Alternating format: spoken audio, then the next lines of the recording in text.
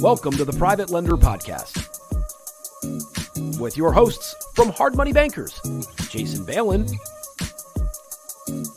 and Chris Haddon.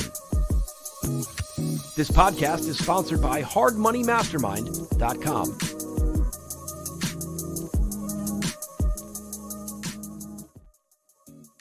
Hey everyone, thanks for checking out the show. Private Lenders Podcast here, Chris and Jason as always.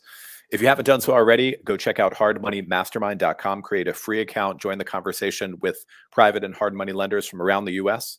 We hope to see you in there. We're in there active every day. hardmoneymastermind.com. Okay, today we're talking about your niche in the world of private lending. Now, this can mean a number of different things. There are some people who just want to broker loans, don't want to be involved with the whole funding, servicing, risk management, all of that. Brokering loans is totally cool. Nothing wrong with that. Some people do want to be a full service lender like HMB, like our company is. Some people want to be a passive capital investor. And there have even been people in our inner circle who came in thinking that they might want to dive into private lending full time and then realize like, yeah, maybe their 9 to 5 or their main business is where they want to dedicate most of their time and they just want to invest capital passively. So those are some of the niches. There are a couple more that we're going to discuss and hopefully think about where you fit in best. Yeah, let's dive into a few of the probably the more obvious ones, and then there's obviously some less obvious ones as well. Listen, inside this business of private lending, hard money lending, there's lots of opportunities. And I think it's important to determine which opportunity is best for you in your current situation. And that might change over time, and there's nothing wrong with that. But I feel like we've talked to a lot of hard money lenders and private lenders, mostly through the Hard Money Mastermind group. And not that they're lost, but I feel like they're trying to chase something that they might not need to chase. And it might not be the direction that they're going in. You know, I remember there's a mortgage broker that we're both friends with, and he's brokered a lot of loans to us. And he only brokers loans to hard money lenders. He's not brokering loans to banks or stuff like that. So he's known kind of in the industry as like he's a hard money loan broker. He doesn't deploy his own capital. He brokers them to other hard money lenders, including ourselves. And like that's his niche, and that's what he wants to do, right? Like, is there a ceiling on how much money he could potentially make? Does he have the investment vehicle of private lending? Yes, there's a ceiling, and no, he doesn't have the investment vehicle, but like that's what he wants to do, and that's what he's good at, and there's nothing wrong with that. There's also a lot of private capital lenders out there that have their own funds, and they think they want to become their own hard money lender, like a full service hard money lender. I've got the capital. I like real estate. I know some real estate investors, and they realize that it's hard work. They don't want to go out there and find lots and lots and lots of borrowers and potential leads and clients to lend to. They don't want to do all the origination and marketing and underwriting and processing and loan servicing. And when they went into the business, they thought like, hey, this is what I want to do. And in essence, they can make a higher rate of return on their dollar and on their investment capital if they go that route. But when they got down to it, they're like, you know what? Maybe I should just deploy it through other lenders and just get, a coupon every month and be more of a passive investor in that. Right. So you could set it up however. I mean, think about this. Think about all the lenders over the years that had a little fund or were lending their own money out. And then the Pure Streets of the world and the Rock Capital and the Torox came out and they enticed them with institutional back capital. And that was the direction that lending company came to, the direction they went to, good or bad. Right. It didn't. For us personally, it didn't attract us for multiple reasons. Not only because it was the super skinny margin game and volume game, but like we never liked the idea of like, okay, let's go hire 10 new loan originators and processors and multi-level management and things like that. That was never the size company that we wanted to get to. But for others, maybe it is, right? Yeah, I mean, we've seen this happen a few times mainly over the past like 6-7 years, that a size company like ours, being a full service hard money lender, we're about 10 people, $50 million outstanding. And it's hard to get bigger than that doing exactly what we do, right? It's hard to get bigger in terms of loan portfolio, all of it, unless you want to pivot or add some other add some other lines of business. So we saw that happen a few times with local competitors, friendly competitors, people we know, where they didn't want to be, say, a 10-person company. They wanted to be a 100-person company and not only do this niche of small commercial and residential private lending, but take that company and expand into other niches. Like they wanted to do permanent financing. Maybe they wanted to do more commercial type stuff. Maybe they just wanted to open up geographically and lend all over the US or in a few different regions, something like that. And being a 10-person company was no longer attractive to them. And like Jason started with, when we looked at that, when the institutional money came around, it didn't seem like the right fit for us. One was growing the team that way and the overhead. And also the bottom line didn't seem attractive enough at the end of the day. Once you grow to that size company with that volume and everything else, like, to us, at the end of the day, it's about what we take home. And that's not the goal for everyone.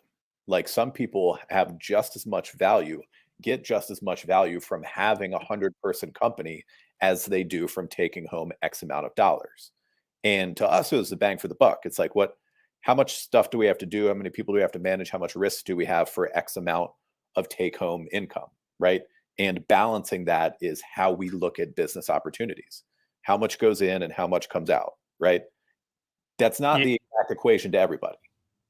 But yeah, I mean, you could take that same kind of equation to the example of people who are like, yeah, I have a good amount of money. I don't want to do all of the work of growing and running a lending company. Maybe I should take less of a return, deploy it with these people and not have to do anything, in which case you have a very nice ROI in terms of the work that you're putting in and the funds that are coming out, right? So where's that balance for you? Yeah, the keywords you said for balance and risk. And, folks will ask us all the time. It's like, you guys are very well capitalized and, you have a good operation and systems and a lot of lead flow. Why don't you do more deals? And in essence,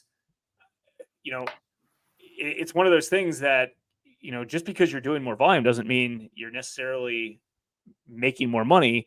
And the more deals you do, there's still inherent risk when you're doing deals, right? We could do whatever. We could do, let's say every loan that we ever did, every property is worth $1 million and we gave $100,000 loan on every one, 10% LTV. Super low risk, but there are still risks. Things still could happen. There's still headaches. There's still overhead. They're still managing employees, managing vendors, things like that. So there's still risk, and the risk has to match the reward. And our portfolio size has stayed pretty much the same throughout the years with the same amount of team, which is nice, and which makes things nice. It was funny. It was straight coincidence, but I was talking to a good sized lender, maybe a little bit larger than us, that just lends out privately, who's in the complete opposite side of the country than we are. And we were kind of sharing notes and things like that. And he's a very similar size. And he was like, when I was younger, I was very ambitious and I felt like I could grow this thing and make it bigger, bigger, bigger, bigger. And I've realized like bigger is not always better. And, as I was doing more loans, I was creating more risk and I was creating more headaches and I had more staff. And he's like, my initial reason for starting this business wasn't to do that. I wanted to create a good lifestyle for myself, but also be very, very profitable. And, it turned into a big headache and I was making a lot of money, but it pulled me in a direction that I didn't necessarily want to go into. And I think things change, right? Like look at the title, or listen to the title of this podcast. What's your niche? What's your niche inside private lending? You do it however way you like.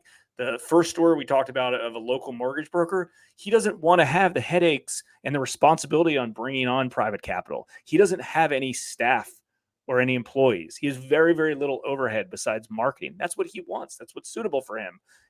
Is he limited on how much income he can make? Sure. Is he limited on how much freedom and how much time he has? No, he can set it up the way he wants. So I think it's whatever works best for everybody kind of individually.